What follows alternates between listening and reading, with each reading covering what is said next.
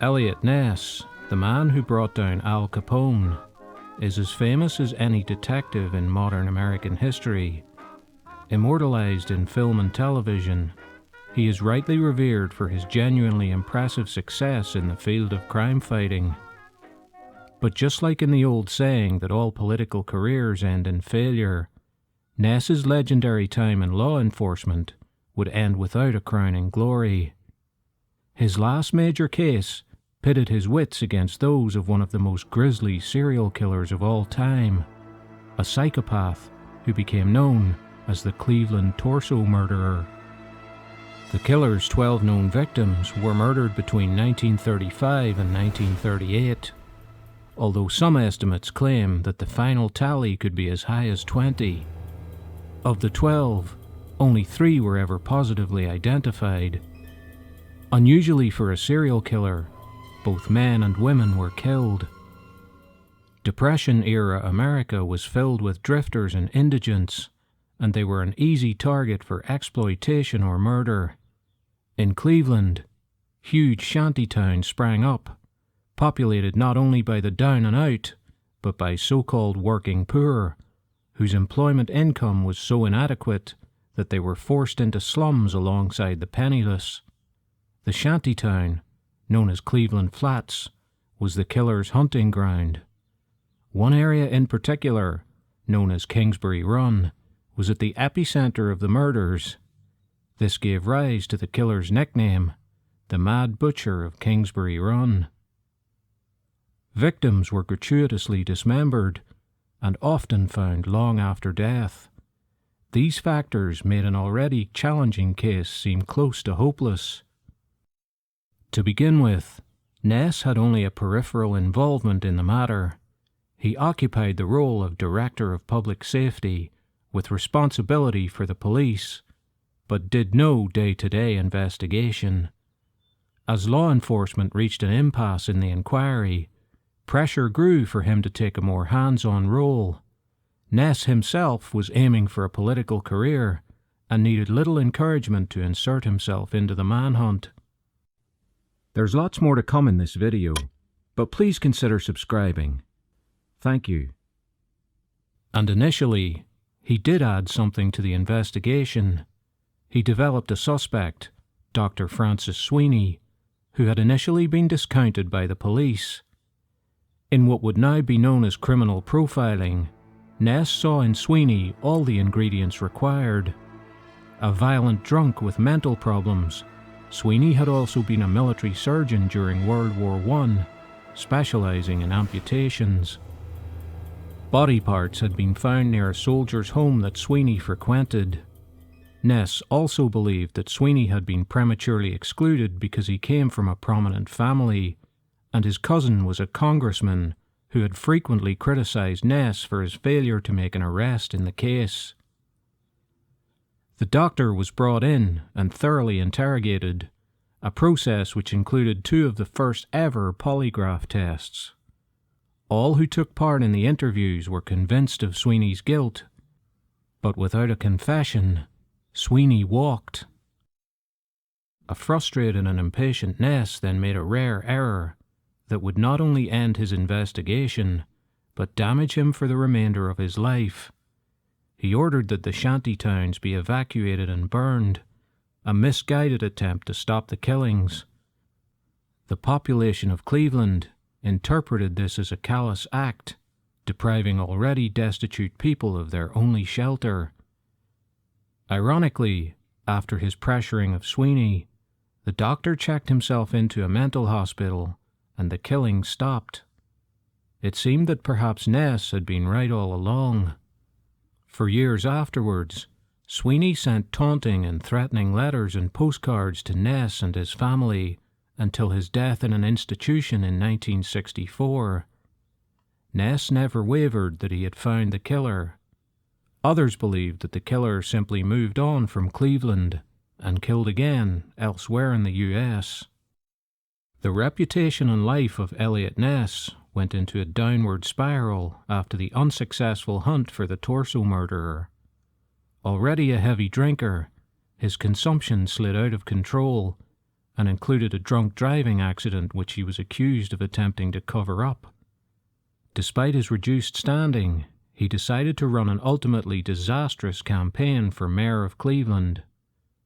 From there, he faded into obscurity, and the man who had ridden high as the leader of the Untouchables in Prohibition-era Chicago was reduced to working as a bookstore clerk, among many other odd jobs. Although he was flawed, he remained honest in a time where dishonesty paid. Later generations would celebrate his remarkable career, but in 1957, Eliot Ness died of a massive heart attack, penniless and almost forgotten.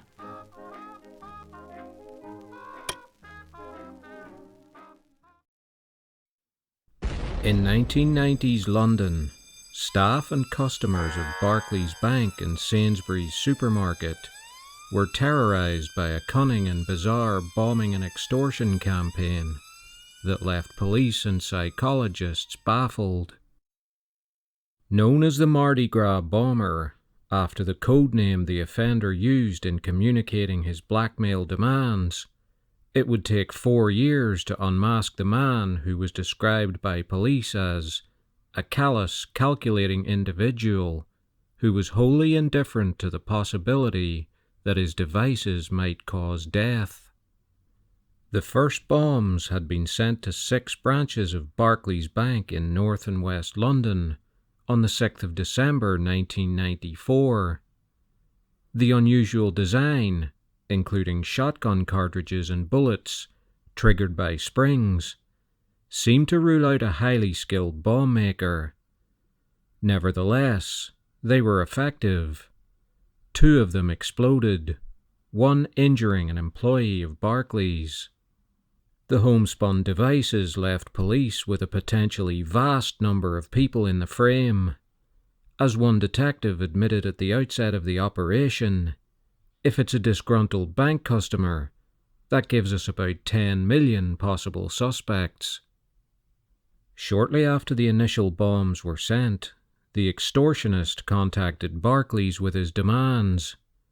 Credit cards were to be made available to him so that he could receive money anonymously. The bank refused, passing the letter on to the police, who tried to negotiate clandestinely through coded messages to Mardi Graham in the Daily Telegraph personal ads columns. Having been rebuffed by Barclays, the bomber directed his campaign at random members of the public, presumably to show he meant business. Devices were sent or delivered to private addresses, businesses, and telephone boxes in London and the home counties. Then suddenly, the campaign ended, only to restart dramatically a year later in January 1996, when a device exploded in a West London street. The bomber contacted the Daily Mail, stating in a letter, "Mardi Gras is the code name of a small group of Barclays Bank victims who are in the process of reversing the tide of fortune in their favour after a year of inactivity. Our earlier devices were designed as frighteners to demonstrate political will, ability to strike, and access to a constant supply of explosive material. We are amazed that a bank or company appears to be able not to care who gets injured and get the police to keep quiet about it." Threats of future action were promised a week later, with another statement. "The targets will be Barclays customers going to or from a bank, cash point, and/or followed home for residential strikes." After a Barclays executive seemed to suggest in a television appearance that the company would not accede to blackmail, a letter was received by Sainsbury's threatening to bomb their supermarkets if they didn't pay a similar demand. The company ignored it, and yet again, the campaign went on an extended hiatus. No more was heard from the bomber for 19 months. The campaign resumed in November 1997. Devices were planted hidden in video boxes for the Steve Martin film Grand Canyon, with stickers on them offering a £5 reward if they were returned to Sainsbury's supermarket branches. Police couldn't understand how the bomber was not on closed-circuit television near the scenes of the bomb plantings. They theorized that the bomber was either disguising himself as a woman or was even a police officer with intimate knowledge of surveillance in the area. Criminal profilers suggested that the man would be an obsessive grudge bearer, whose grudge would be petty, such as being refused a credit card by Barclays or short-changed in Sainsbury's. He would be quiet, embittered, and middle-aged. The police were flailing, though, even sending armed officers to take down a man seen behaving strangely behind a Sainsbury's, only to find out that he was a rat catcher. In the end, the bomber caught himself. In desperation, the police authorised £20,000 to be put into an account. A 1,000-strong team of officers was watching cash points around the capital, with an alarm system that would be activated when the associated PIN number was entered. On Tuesday the 28th of April, 1998, the alarm went off, and the police pounced. There's lots more to come in this video, but please consider subscribing, and please consider supporting my work with a PayPal donation. The link is in the description. Thank you. The man who had fallen into the trap was 60-year-old Edgar Pierce. He had indeed had a past dispute with Barclays Bank. At the time of his arrest, he was unemployed and divorced, living in the affluent area of Chiswick in West London. Pierce had had an earlier career in the advertising industry, but his life spiraled downhill following health problems, alcoholism, and divorce. Alone in his home, he was inspired by a television program about Rodney Whichelow, a former police detective who had extorted £30,000 from supermarkets by tampering with baby food. Whichelow had become sloppy and been caught. Pierce believed he could pull off a similar scheme and get away with it. Although he overestimated his intelligence, he was without doubt a cunning criminal. He wore specific clothes for planting bombs, so that he couldn't be identified by his acquaintances. He wore wigs, changed his hair, and covered his tracks expertly on the items he used to contain his devices. Pierce never divulged his motive. Although they were in part financial, it seems clear there were psychological factors at play. At trial, his lawyers claimed he suffered from Binswanger's disease, a rare form of dementia that can change the way people think. But following further medical reports, the judges at the Old Bailey rejected this. Erratic and unpredictable, Pierce fired one lawyer and hired another, agreed to plead guilty, then changed his mind. On the 14th of April, 1999, he was convicted of 20 charges, including causing an explosion, possessing firearms, and wounding. He was sentenced to 224 years.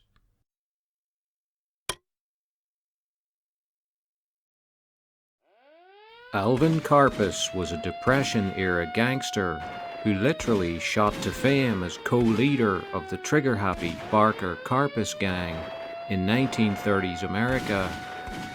Known as Creepy due to his sinister smile and Ray to his fellow gang members, Karpis was one of only 4 men ever to be dubbed Public Enemy Number 1, and he was the only one who was taken alive. He also had the distinction of being the longest-serving prisoner in Alcatraz. In later life, he came back into the public eye, partly due to a bizarre connection to Charles Manson. Karpis was born in Montreal in 1907 to Lithuanian immigrant parents, but was raised in Topeka, Kansas. He started in crime aged 10, selling pornography and associating with gamblers, bootleggers, and pimps. By 1926, Karpis had received a 10-year sentence at a Kansas state reformatory. He promptly escaped with his new partner in crime, Lawrence Duvall. Embarking on a year-long crime spree that was only interrupted by Duvall's recapture, Karpis was himself eventually apprehended whilst attempting to steal a car. Landing this time in Kansas State Penitentiary, he met Fred Barker, leader of the Bloody Barkers gang, as they had been dubbed in the newspapers. A new alliance was formed. Fred's brothers, Herman, Lloyd, and Doc, had previously completed the gang, but Herman had killed himself after a shootout. Doc was doing life for a murder in 1920, and Lloyd got 25 years in 1922 for mail theft. Only the infamous Ma Barker was left on the outside, although her involvement in criminality was a media myth. She limited herself to organizing publicity and lobbying campaigns that pestered politicians and parole boards for her son's release. In his memoirs, Alvin wrote, "Ma was always somebody in our lives, somebody we looked after and took with us when we moved city to city, hideout to hideout. She just didn't have the know-how to direct us on a robbery, and we always made it a point of only discussing our scores when Ma wasn't around." Upon Karpis' release in 1931, he joined up with Fred and they also released Doc in Tulsa, Oklahoma. They put together the gang and immediately got to work. On December the 19th, 1931, Karpis and Fred Barker killed Sheriff C. Roy Kelly, who was investigating their robbery of a store in West Plains, Missouri. The gang fled to St. Paul, Minnesota. Laying low till 1933, they then kidnapped William Ham, a millionaire Minnesota brewer, releasing him after a $100,000 ransom was paid. They then abducted St. Paul banker Edward Brenner, this time receiving a $200,000 ransom for his release. However, Brenner's father was a friend of President Roosevelt, who applied pressure to J. Edgar Hoover for the FBI to show results. Hoover created so-called flying squads of the best FBI agents, tasked with hunting down the leading public enemies. In 1934, they closed the book on a host of notorious criminals, resulting in the deaths of John Dillinger and Babyface Nelson, among others. The FBI flying squads knocked off Ma and Fred Barker in a shootout on January the 16th, 1935, then located Karpis in Atlantic City shortly afterwards. Karpis and an accomplice shot their way out, though Karpis' pregnant girlfriend was hit by a stray bullet. She survived and successfully delivered Alvin's child while he was on the run. There's lots more to come in this video, but please consider subscribing, and please consider supporting my work with a PayPal donation. The link is in the description. Thank you. Karpis continued on a crime wave that included a rare train robbery that netted him $27,000. He was even rumoured to have sent a death threat to Hoover, though in his memoirs he dismissed this as a publicity invention by the FBI. On the 1st of May 1936, Karpis was again located by the FBI, this time in New Orleans. Hoover flew in, wanting to personally make the arrest. Shortly after 5 p.m. on the 2nd of May, as a dozen or so agents swarmed Karpis' car, Hoover announced to Karpis that he was under arrest, grabbing his arm before he could reach a rifle in the back seat. At least, this was the FBI version, putting Hoover in a heroic light. In his memoirs, Karpis' version was much different. He stated that Hoover only approached the car for his glory moment after he had been given the all clear, and further pointed out that his car didn't have a back seat. Whatever the truth of the matter, the arrest was a major moment, signalling the end of the big-name Depression-era criminal. Brought to trial at St. Paul Federal Courts Building, Karpis initially pleaded not guilty. 2 weeks later, he offered through his attorney, Thomas Newman, to plead guilty to a charge of conspiracy in the Brenner kidnapping if kidnapping charges were dropped. The court accepted the offer. Sentenced to life imprisonment, Karpis was an early prisoner at the recently constructed Alcatraz.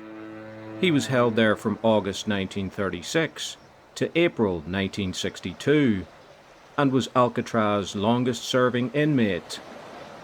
When the institution was closed, he was moved to McNeil Island Penitentiary in Washington State, and it was there that he would encounter a young convict named Charles Manson. In his autobiography, Karpis wrote of Manson, "This kid approaches me to request music lessons.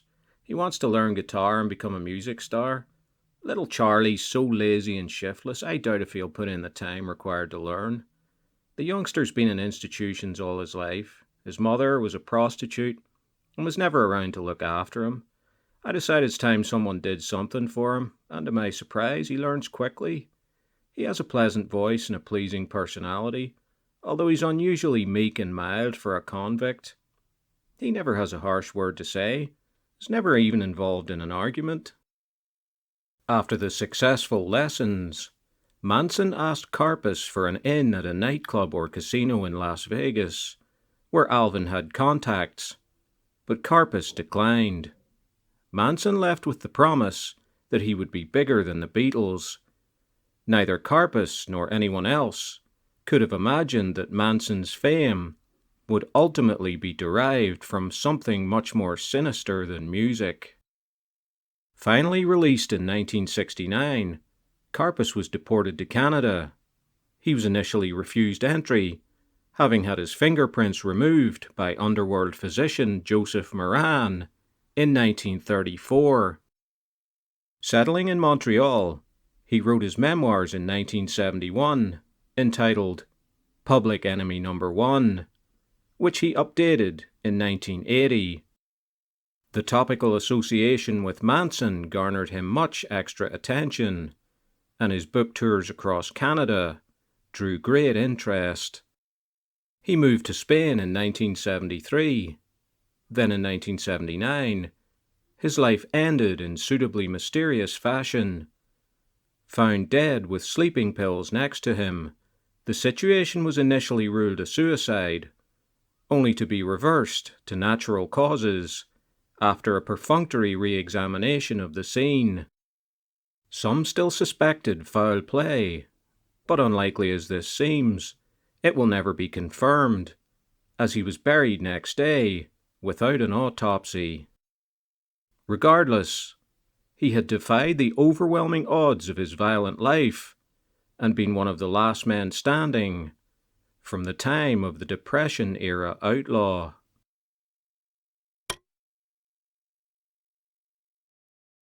Jill Dando was a much admired and popular television presenter for the BBC, who was murdered on her front doorstep on the 26th of April, 1999.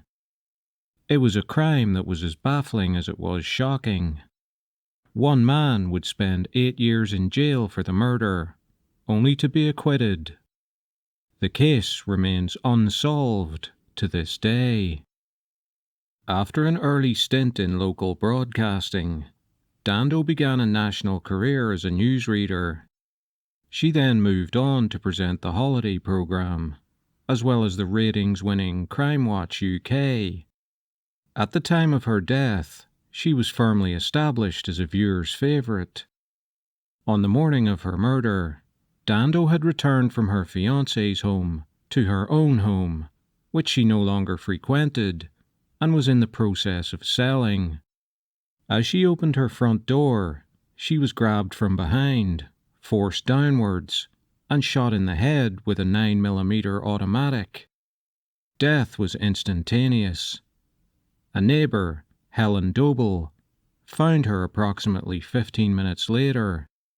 Richard Hughes, her next-door neighbour, had heard a surprised cry from Dando, quote, like someone greeting a friend, but heard no gunshot.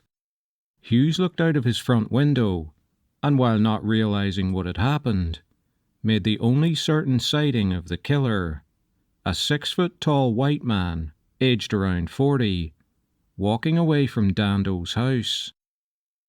The Metropolitan Police formed Operation Oxborough with a huge investigative team, as one would expect, given the high profile and intense publicity surrounding the crime. They talked to over 2,500 people and took more than 1,000 statements. Many theories circulated on the murder.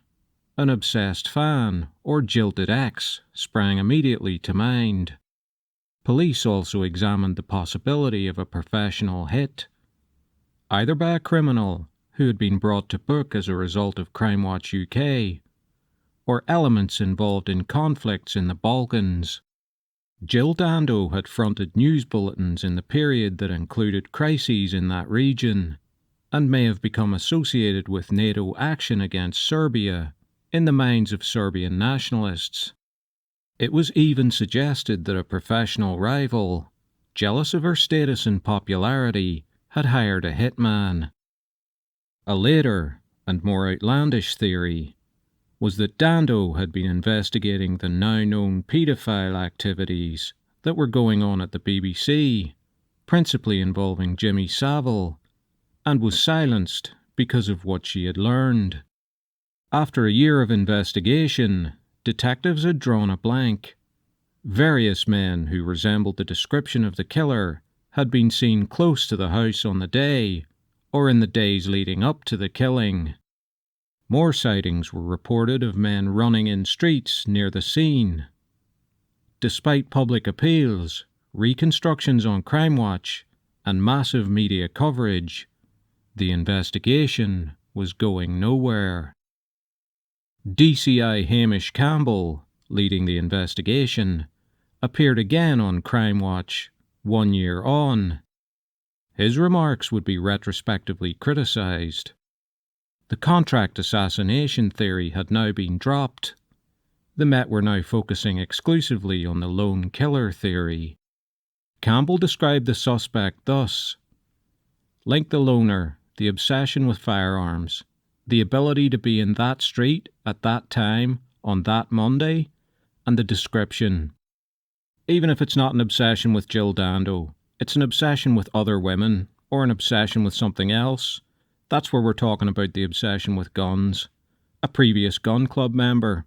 An interest in guns with specialist books and magazines." As it turned out, the man that Campbell was describing sounded exactly like Barry George. There's lots more to come in this video, but please consider liking, subscribing to the channel and sharing. And please consider supporting my work with a PayPal donation. The link is in the description. Thank you. George, who lived about half a mile from Dando's house, had a history of stalking women, sexual offences, and other antisocial and attention-seeking behaviour, including claiming to be related to Freddie Mercury. He was also a gun nut and former gun club member. George was already under surveillance. He was arrested on the 25th of May 2000 and charged with Dando's murder on the 28th of May. Though the whole community wanted justice for Jill Dando, there was deep concern that the case against George was thin gruel.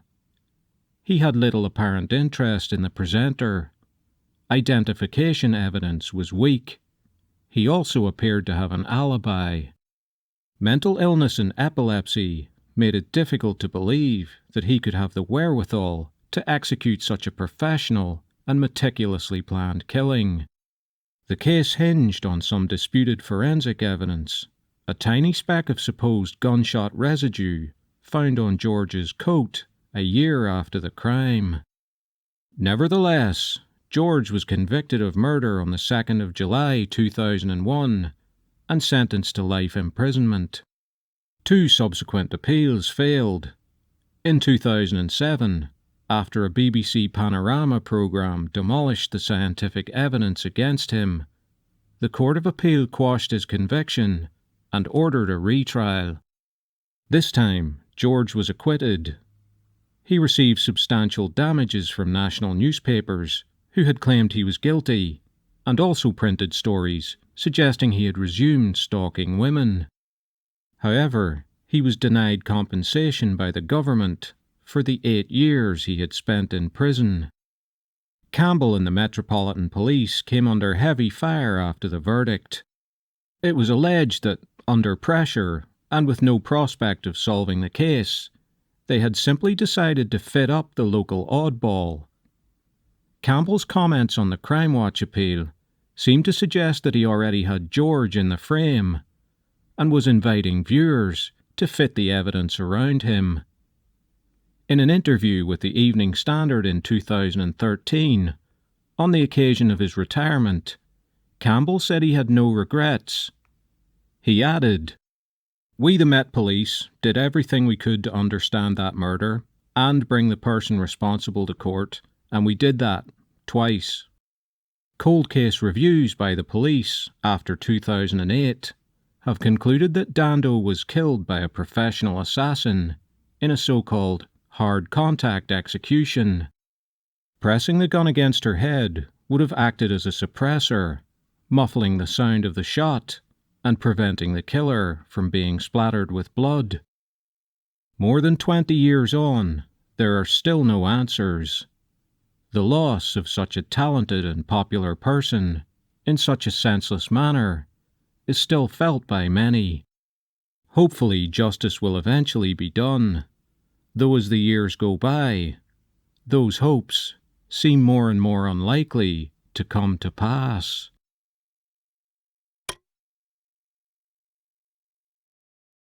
The Mafia Commission trial, which took place from February 1985 to November 1986, was the greatest blow to La Cosa Nostra in their history. 11 organized crime figures, including the heads of New York's so-called Five Families, were indicted by United States Attorney Rudolph Giuliani under the Racketeering Influenced and Corrupt Organizations Act, or RICO, on charges including extortion, labor racketeering, and murder. 8 were convicted. It marked the start of a dramatic decline for the Mafia. From their peak in the 1950s to the 1980s, they quickly became a pale shadow of the organization that had dominated illegal, and in some cases legal, commerce and politics in the US. The Mafia Commission was formed in 1931, the brainchild of Charles Lucky Luciano, following a violent series of mob wars. His vision of a ruling body that would settle disputes before wars erupted ushered in an era of prosperity for organized crime. Originally consisting of New York's Five Families, as well as those of Chicago and Buffalo, by 1985, power was centered on the Five Families of New York, with Chicago administering its own sphere of influence. The Commission case began in 1983, when the FBI made recordings of Colombo family labor racketeer Ralph Scopo extorting money from contractors. Large contracts could not be gained in New York without payoffs to labor unions, which were mob-dominated. Contracts between $2 million and $15 million were reserved for a club of contractors called the Concrete Club, which were selected by the Commission. In return, the chosen firms gave a 2% kickback of the contract value to the Commission. In some cases, the mob had hidden interests in Concrete Club members. Fat Tony Salerno, Commission representative for the Genovese family, had controlling interest in 2 major concrete operators. Tony Dux Corallo, head of the Lucchese family, unwittingly helped to bury his fellow defendants. During a parallel investigation into his stranglehold on the garbage collection business in Staten Island, the New York State Organized Crime Task Force had managed to bug the car of his driver, Sal Avellino. Over an extended period, Corallo blabbed everything there was to know to his protege Avellino. It was manna from heaven for the authorities. On the 25th of February 1985, Salerno, Corallo, Bonanno boss Philip Rusty Rastelli, and Big Paul Castellano, boss of the Gambino crime family and the most powerful mobster in the country, were arrested. Carmine Jr. Persico, boss of the Colombo crime family, was added to the indictment later. 6 major subordinates of the bosses were also arrested. All pleaded not guilty, as the procedural business of pretrial ground on through the summer of 1985. There's lots more to come in this video, but please consider liking, subscribing to the channel, and sharing. And please consider supporting my work with a PayPal donation. The link is in the description. Thank you. Just before Christmas of the same year, the trial would be shaken up in a spectacular way. On the 16th of December, Big Paul Castellano and his underboss, Tommy Bellotti, pulled up to Sparks Steakhouse on East 46th Street in Manhattan. Stepping out of the car, Castellano and Bellotti were assassinated in a legendary mob hit. When the trial resumed, it was obvious to the defendants' lawyers that the evidence against them was damning. Seeking plea bargains, they found Prosecutor Giuliani unyielding. He demanded that the defendants plead guilty to the stiffest charges in the indictment, which carried sentences that would have all but assured they would die in prison. Persico represented himself, and did so well that the judge praised his defense of himself in his summing up. But Persico's strategy infuriated the other defendants. He planned to admit the existence of the Mafia, but deny that he was a leader of it, and deny involvement in criminality. It was the only feasible strategy in light of the evidence, and the other defendants grudgingly agreed to follow it, provided they themselves didn't have to personally admit the Mafia existed, and thereby break the code of omerta. It didn't do any good, though. 8 defendants were convicted, including the 4 remaining bosses of New York, all of whom got 100 years. All but Persico were in their late 60s and 70s at the time, an effective life sentence. Salerno, Corallo, and Rastelli were all dead by 2000. Persico died in prison in 2019. Soon after the trial, Salerno was revealed not to be the boss of the Genovese family, as they operated a front boss policy to confuse authorities. It didn't change his conviction. The Commission trial, and its use of the RICO Act, was the beginning of the end for the mob. Following trials decimated its structure, and the stiff sentences ensured that mafiosi turning government witness, which used to be a rarity, became the norm. La Cosa Nostra today is in the shadows, merely existing where it once dominated. In today's society, where anything goes and corruption seems to be the norm, it is perhaps a lot easier and a lot more profitable to be dishonest on the right side of the law.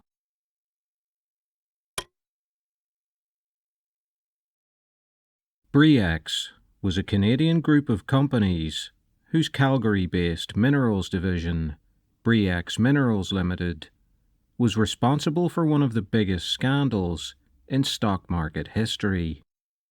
Bre-X Minerals Limited was founded in 1989 by Canadian businessman David Walsh, who had previously found success in the oil and gas industry in North America. The company was relatively unproductive until 1993, when Walsh was advised by a geologist, John Felderhoff, to buy a property in the middle of a jungle near the Busang River in Kalimantan, Indonesia. The site's project manager, Filipino geologist Michael de Guzman, originally estimated that gold reserves there amounted to 2 million ounces. Over time, the estimates increased to 30 million ounces in 1995, 60 million ounces in 1996, and finally, in 1997, 70 million ounces. A vast find. The company's stock, originally only listed on Alberta's provincial exchange, moved to Toronto's TSX and the Nasdaq in 1996. Not surprisingly, the colossal reported finds on the company's new project sent the stock price into the stratosphere to a peak above $280 in 1997. Such was the frenzy, major banks and investment houses flocked to get involved. Major companies contemplated takeover bids, with the company valued at over $7 billion in today's money. The Indonesian government, then under the control of the spectacularly corrupt President Suharto, also wanted a piece of the action. After much negotiation, it was agreed that Bre-X would retain 45% of the profits from the venture. The remainder was to be split between mining giant Freeport-McMoRan, who would run the mine, and the family and cronies of Suharto. After the deal was announced on the 17th of February 1997, Freeport-McMoRan began their due diligence of the site, and with that, the alarm bells would soon begin to ring. There's lots more to come in this video, but please consider liking, subscribing to the channel, and sharing. And please consider supporting my work with a PayPal donation. The link is in the description.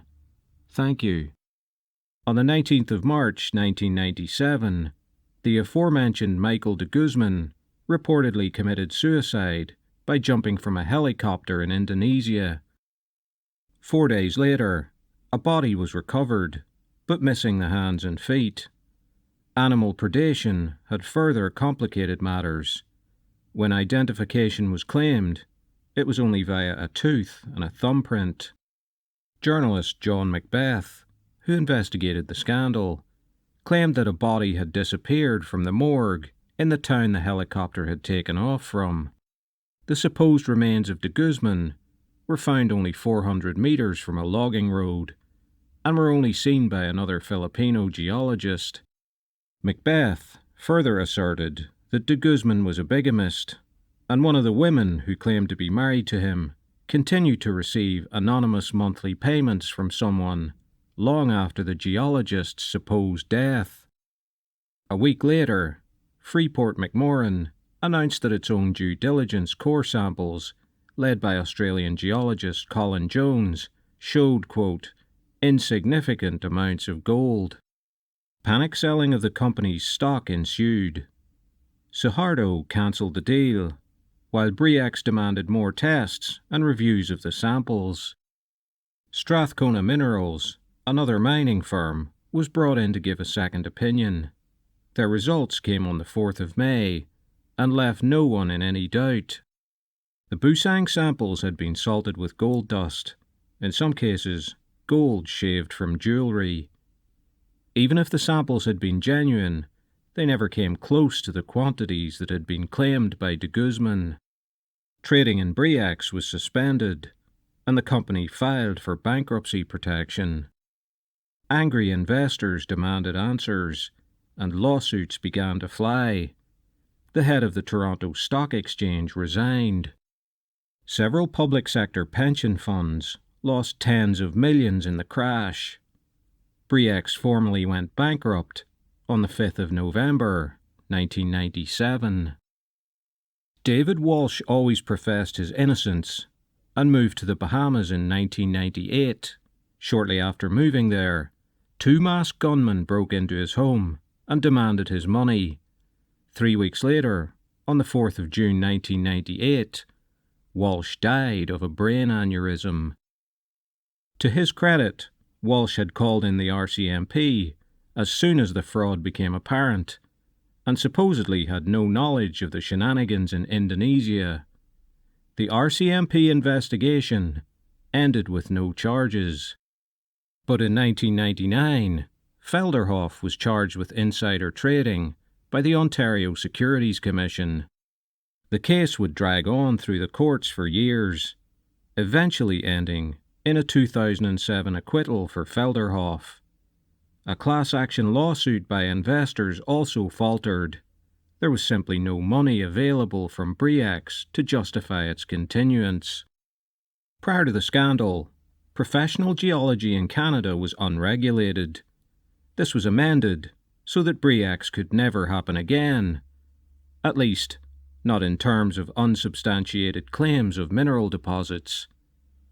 As long as greed, the lifeblood of conmen, is alive and well, another Bre-X, with a different kind of fool's gold, will inevitably happen in the future.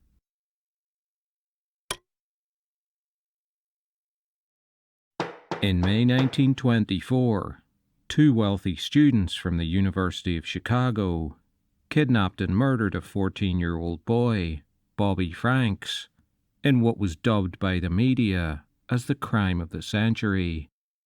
The culprits, Nathan Leopold and Richard Loeb, carried out the crime not because of psychopathy, but as an intellectual exercise. They believed that their superior intellect would allow them to commit the perfect crime, and that their motive absolved them of any guilt. Both men grew up in the affluent Kenwood neighborhood on Chicago's South Side. Both were seen as child prodigies, skipping grades in school, and were acknowledged polymaths. The two knew each other socially, but while at the University of Chicago, they discovered a mutual interest in crime, which cemented their friendship. Leopold was also a devoted follower of Nietzsche, the German philosopher, whose theory of superior men justifying the existence of the human race has been consistently misunderstood and twisted by people like the Nazis. He managed to convince Loeb that they were above the laws set out for ordinary men, and the two embarked on a minor crime spree of theft, vandalism, and breaking and entering to validate their theory. Moving on to more serious crimes such as arson, they were upset when a lack of local media attention for their antics failed to materialize. Seeking to have their Superman status confirmed beyond doubt, they set about planning the perfect crime. At the time, they were just 19 and 18 respectively. After months of careful consideration, the two decided on the kidnap and murder of an adolescent. In a sadistic subplot, for their own amusement, they devised a ransom demand, accompanied by a complex communication and delivery system, despite having no intention other than murder. The weapon to be used and disposal options had already been arranged. This done, Leopold and Loeb began stalking potential victims, mainly around the Harvard School for Boys in Kenwood. They eventually settled on 14-year-old Robert Bobby Franks, the son of a wealthy Chicago watchmaker. Loeb was the boy's second cousin and a neighbour, and Franks had even played tennis at the Loeb home. The plan was activated on the 21st of May 1924. Tailing Franks in a rented car on the boy's way home from school, Franks was persuaded to get into the car by Loeb to discuss a tennis racket. What happened next is not entirely clear, but it's believed that Leopold drove and Loeb struck Franks several times in the head with a chisel. With Franks dead and out of sight on the floorboard in the rear of the car, Leopold and Loeb drove to the prearranged spot near Wolf Lake in Indiana, 25 miles south of Chicago. There, at nightfall, they concealed Frank's body in a culvert and returned to Chicago. By the time they arrived, word was already out that Franks was missing. Leopold telephoned Frank's mother, calling himself George Johnson, and informing her that the boy had been kidnapped, and ransom instructions would follow. After mailing a ransom note, burning their clothing, and cleaning up the rented car, they settled down for an evening of card playing. The following morning, Leopold resumed calling the Franks' house, this time with the elaborate instructions for ransom delivery. When word arrived that Frank's body had been found, it put an end to his cruel baiting of the family. The two murderers destroyed the typewriter on which the ransom note was typed, and a blanket that had been in contact with the victim, then went about their lives as if nothing had happened. There's lots more to come in this video, but please consider liking, subscribing to the channel, and sharing. And please consider supporting my work with a PayPal donation. The link is in the description. Thank you. An intensive police investigation began, with a reward attached. For some reason, probably arrogance, Leopold began blabbing to reporters and sharing his theories with detectives. As with anyone who attempts to insert themselves into such an investigation, he became a suspect. Police were further interested when a pair of eyeglasses with a specific hinge, sold only to 3 customers in Chicago, was found at the murder scene. Leopold was one of those 3, and a lame excuse about possibly losing them during a bird-watching trip convinced no one. Leopold and Loeb were eventually summoned for formal questioning on the 29th of May. An alibi, claiming to have spent the night driving around with 2 women, whose names they couldn't remember, was demolished by Leopold's chauffeur, who informed police that Leopold's car was being repaired on that night, so could not have been used.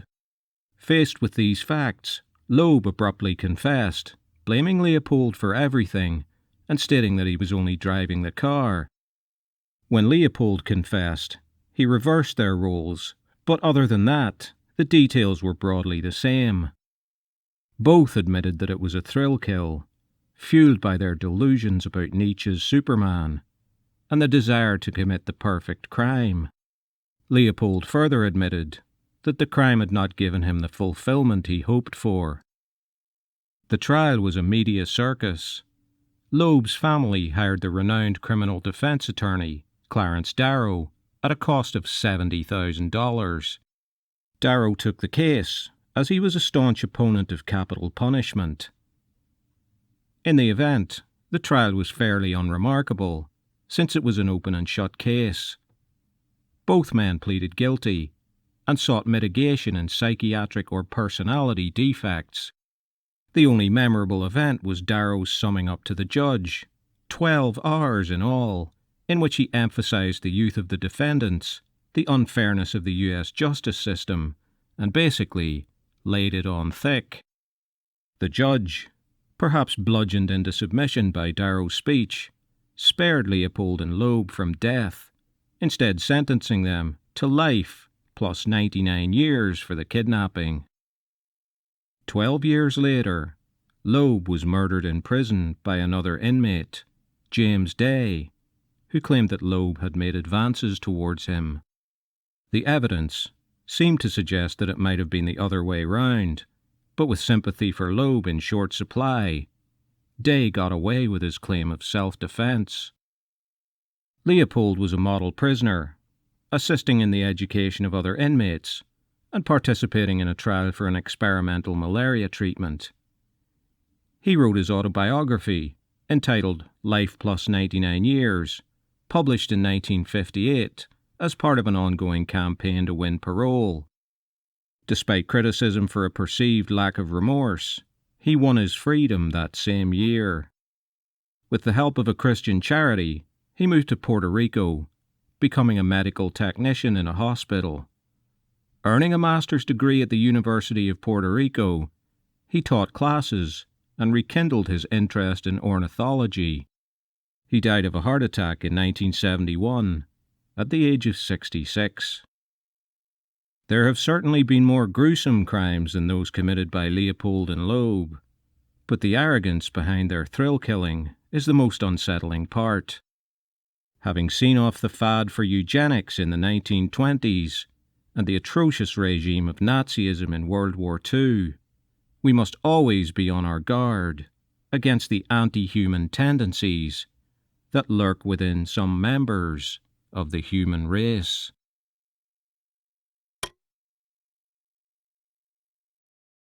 When Martin Luther King was assassinated in Memphis on the 4th of April 1968, it was yet another traumatic political assassination in 60s America.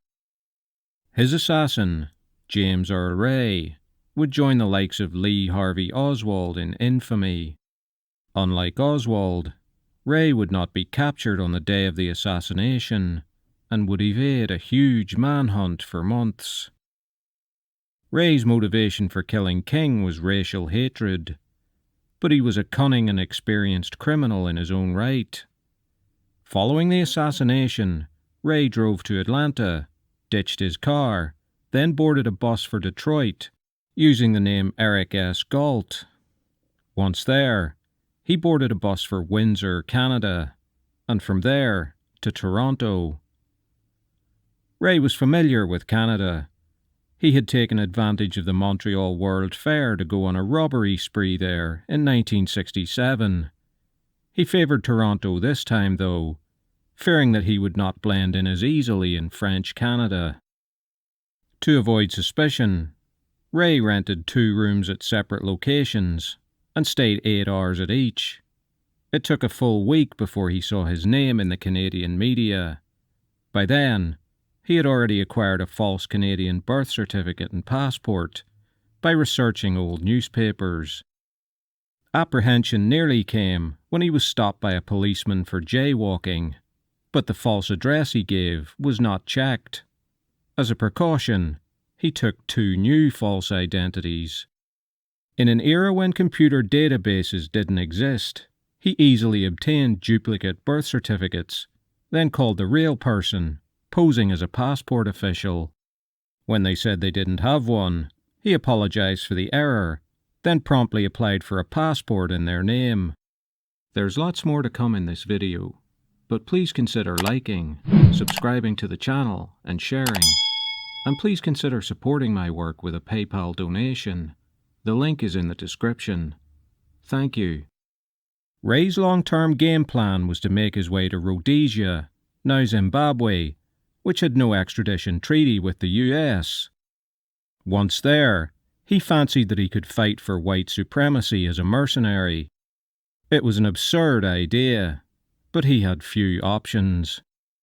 He bought a ticket to London, and after waiting for his new passport, flew there on the 6th of May 1968, passing through the airport unchallenged. He flew on to Lisbon, having got the idea that mercenaries for Africa were recruited there.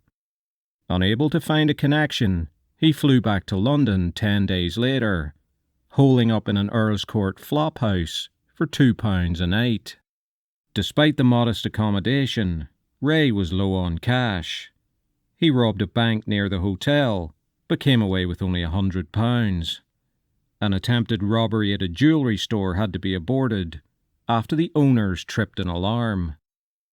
In a desperate move, Ray called the foreign desk at the Daily Telegraph, asking for the contact name of anyone hiring mercenaries. Amazingly, he was given the name of someone in Brussels and quickly made arrangements to fly there. By this time, one of his Canadian aliases had been blown, and the FBI knew he was in London. But that was not what caught him. On embarkation for the 8th of June flight from London to Brussels, a sharp-eyed immigration officer, Kenneth Heumann, noticed that when Ray took his passport from his wallet, there was another one inside. Even after the police intervened, Ray almost talked his way out of it, as the identity of his false passport was not on any watch list. But the game was up. Martin Luther King's assassin had evaded the authorities for 2 months.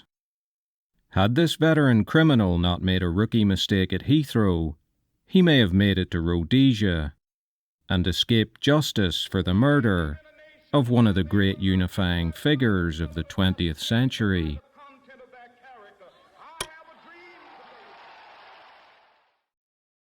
The Netflix series Making a Murderer caused a sensation when it was released in 2015. It portrayed the case of Stephen Avery, who had spent 18 years in prison for a crime he didn't commit. Avery now found himself charged with the brutal rape and murder of a woman, and the documentary strongly suggested that he had been framed by the same police force that had been his nemesis years before. Viewers were rightly outraged as they watched a seemingly innocent man be wrongly convicted a second time. Yet shortly after the series aired, allegations emerged that the documentary makers had been less than forthcoming about evidence that seemed to tell a different story. What had they glossed over or omitted altogether? Had the public been left with a false impression that Stephen Avery was innocent? Avery was ultimately convicted of the murder of Teresa Hallback, a freelance photographer who at the time did work for Auto Trader in Manitowoc County, Wisconsin. Avery's nephew, Brendan Dassey, was also convicted of the crime after he gave a dubious confession. Despite being a minor, being without legal representation in his interview, and being of a very low IQ, his confession landed him in prison to this day. Hallback disappeared after photographing a vehicle at the salvage yard owned by Avery and his family. At the time, Avery had an outstanding $36 million lawsuit against the Manitowoc County Police Department for his wrongful conviction, and asserted that this was why he was framed by the same police department for the murder of Hallback. But the prosecution case contained compelling evidence. Hallback had been to Avery's residence before to photograph vehicles, and on one occasion he had answered the door dressed only in a towel. Phone company records showed that he had called Hallback's cell phone 3 times, twice using the *67 feature to hide his identity. On the day she was murdered, Avery made the appointment, and according to the receptionist at Auto Trader, asked specifically for Hallback. 5 days after her disappearance, the victim's car was found in Avery's salvage yard. It was alleged that this was too convenient, and the car must have been planted there by the police. Yet this doesn't make sense. Following that logic, the police must then have been involved in her murder. The yard was full of cars, and Avery, who was not the sharpest, may have thought it wouldn't be found. Avery's blood was found in 6 places in the Hallback vehicle, and DNA from his sweat was found on a hood latch. The documentary explained this away with a bombshell revelation. There's lots more to come in this video, but please consider liking, subscribing to the channel, and sharing. And please consider supporting my work with a PayPal donation. The link is in the description. Thank you. A blood sample from Avery's previous conviction was found to be punctured, opening the possibility of planted evidence. Unfortunately for Avery, Marlene Krantz, the nurse who took the original sample decades earlier, had already told authorities that she was the one who punctured the vial, and that this was the recommended practice for a purple-stopped Vacutainer. It was further alleged by the defense that EDTA, an anticoagulant used in blood samples, was found in the car blood sample, proving it was planted. Experts in the field, such as Bruce McCord, have debunked this. The key to Hallback's car, with Avery's DNA on it, was found in Avery's trailer, days after the residence had been searched on more than one occasion. This is fishy, of course, but the key contained so-called touch DNA, sweat and skin cells from Avery. It would be incredibly difficult to plant that on the key, unless Avery really had touched it, which he denies. Bone fragments from the victim's body were found in a fire pit near Avery's trailer. A bullet found in the garage with Hallback's DNA on it was matched to a rifle that Avery owned. Set aside for a moment the heady talk of conspiracies against an innocent man, framed once already in the past, all wrapped up in a slick Netflix production. However, the evidence against him looks damning. The documentary portrayed Avery as an honest, hard-working, regular guy. Was this supported by his past? Avery was convicted of burglary in 1981 and given 5 years probation. Probation was revoked in 1982 after he was charged with animal cruelty for pouring gasoline on a cat and throwing it into a bonfire. The animal abuse incident was briefly mentioned in the documentary, but not in detail. Making a Murderer portrayed his relationship with his then-girlfriend Jody as a pleasant one. However, Avery had been arrested for a disorderly conduct incident involving her, for which he was fined and ordered to stay away from her for 72 hours. After the documentary, she gave interviews saying that her fear of Avery made her favourably misrepresent their relationship. In an interview with the Nancy Grace Show, she described him as, quote, a Jekyll and Hyde. Behind closed doors, he's a monster. The Appleton Post-Crescent newspaper reported in 2006 that 2 women filed affidavits alleging that they had been raped by Avery. The article also detailed allegations from inmates that had served time with him, who said Avery talked about and showed them diagrams of a torture chamber he planned to build when he was released. Leg irons and handcuffs were found in Avery's trailer, although none contained any traces of Hallback's DNA. An inmate who shared a cell with him after the murder trial described him as, quote, a disgusting human being. In the end, the Making a Murder series raises troubling questions about law enforcement and the legal system in the United States. It is fair to assert that Avery may be innocent, but just as fair to assert that he is guilty. The documentary is skewed and knowingly gives a misleading context to evidence, or omits it altogether. It is a sign of our times that people will form conclusions without properly researching any subject, and then doggedly stick to them, no matter what facts are presented to the contrary. The storm around this trial shows the power of the medium of television and its corrosive effect on the ability of those who watch it to step back and logically question everything they are told.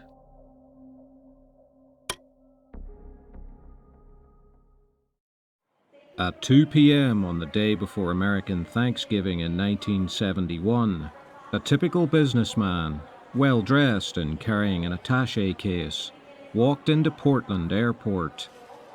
After confirming that the plane they would be flying in was a 727, he purchased a one-way ticket to Seattle on Northwest Airlines Flight 305 under the name Dan Cooper. The media later miscommunicated it as D.B. Cooper. When 23-year-old flight attendant Florence Schaffner spoke to him shortly after takeoff, he handed her a note. Initially ignoring it, the passenger insisted she read it, and so began one of the most extraordinary and enduring mysteries of modern times. The note read, "Miss, I have a bomb in my briefcase. I want you to sit next to me." The man opened the briefcase, showing her a large battery surrounded by 6 sticks of dynamite. Schaffner went to the cockpit and informed the flight crew, who in turn informed air traffic control. The airline, once notified, called in the FBI immediately. The hijacker's demand was for $200,000, around $1.3 million today, in small bills, together with 4 parachutes, 2 front pack and 2 backpack. He also demanded that the passengers not be notified of the hijack, and that the flight proceed as normal. Drinks were served. Cooper, ordering 2 bourbon and water.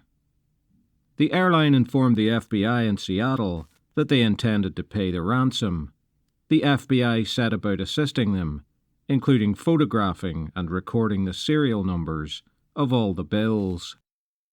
Cooper also insisted that the plane be immediately refueled upon landing in Seattle.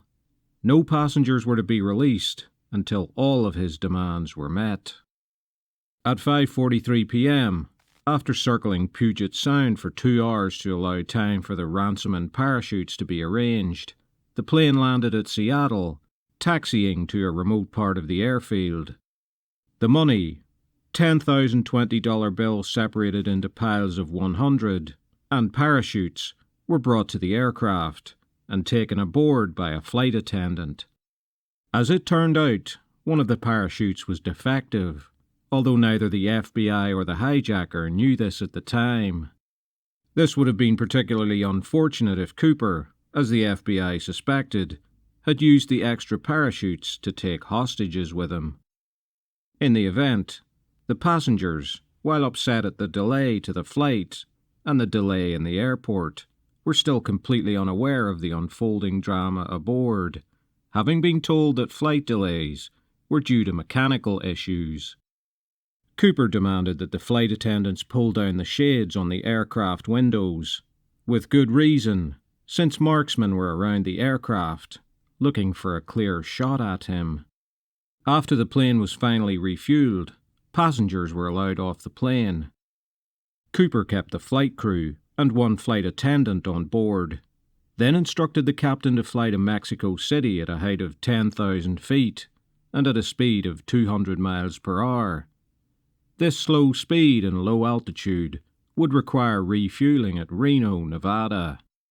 The pilot was taken aback at Cooper's final request. He wanted the back door of the aircraft open.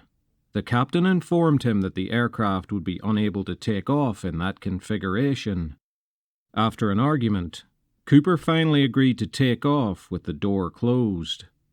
Following that, the remaining flight attendant hostage was ordered to go to the cockpit and pull the curtain between the coach and first-class sections. As she turned to close the curtain, she saw what she thought was him tying something around his waist with a rope. Shortly after, there was an indication in the cockpit that the hijacker was attempting to operate the rear door. At 8:12 p.m., there was a rapid decompression in the cabin, and D.B. Cooper jumped from the aircraft over the forests of southern Washington state, never to be seen again. There's lots more to come in this video, but please consider liking, subscribing to the channel, and sharing. And please consider supporting my work with a PayPal donation. The link is in the description. Thank you. Cooper had specifically targeted a 727. Its design meant that it was the only passenger jet aircraft from which someone could safely parachute.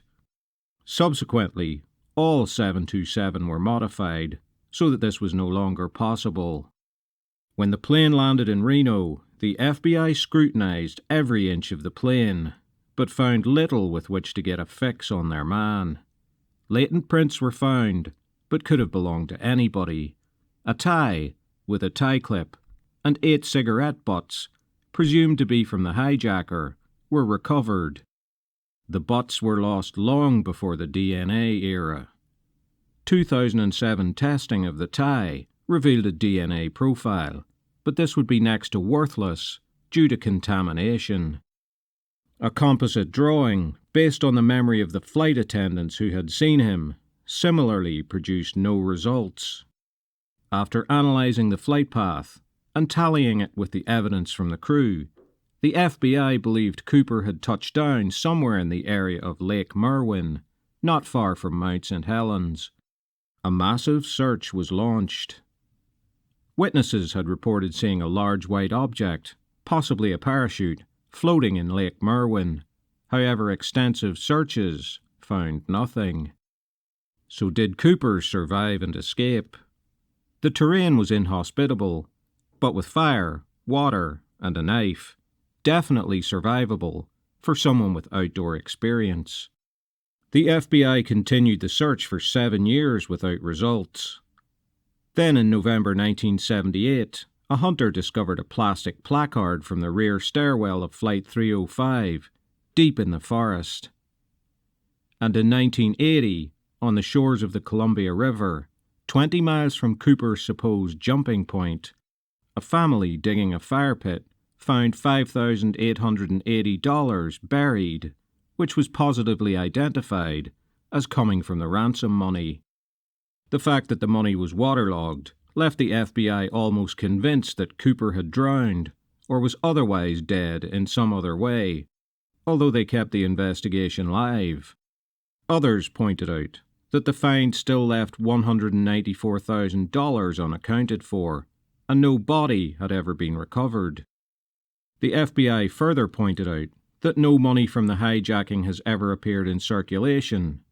However, US dollars are used openly in many countries around the world as a substitute for local currencies, beyond the reach of the US Treasury.